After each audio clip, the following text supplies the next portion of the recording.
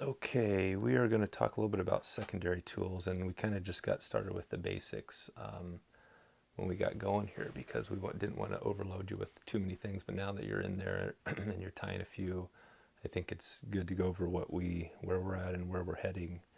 So you know how to use these little guys. There's different ways to hold them. Some people like to hold them like this, so they can actually work with materials. That's definitely, if you want to do that, you can.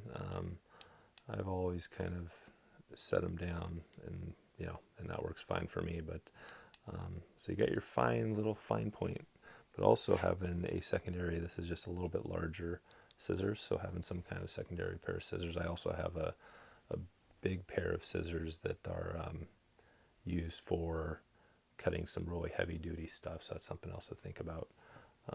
Another thing we haven't talked about yet is a dubbing tool, and we'll show you how to do this on the next segment, or actually the next module when we get into dry flies. I'll show you how to use this. So you got the dubbing tool we haven't talked about. Also, a little comb. This can kind of come in handy for, you got a comb on one sided brush, another for actually um, making materials buggier, and kind of a handy little thing, or the comb for cleaning things up. Um, so you got the comb, and oops, got a couple of different whip finishers here. There's different sizes, but for the most part, one of these will work. And you can see I'm trying to hit it.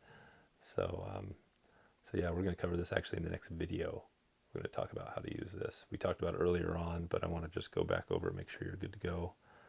Um, Hackle pliers we've already used, and we're going to also get into using a hair stacker, which will be used on the dry fly. Um, let's see what else we got here.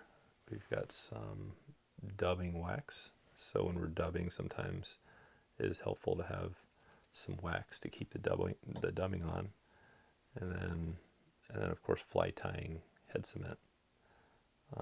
This is um, just some high gloss stuff we use for tying steelhead flies and stuff. But the other thing is a bodkin, and this is an actual paper clip.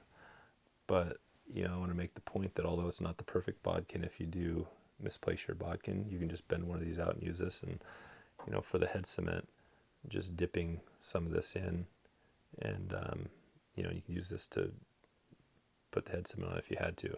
I know I've been out fishing and forgot stuff, and turned around and all I had was a vise and my scissors and materials, and I was able to tie a fly. And so you don't have to have all these tools, but just wanted to give you a heads up that they are definitely helpful.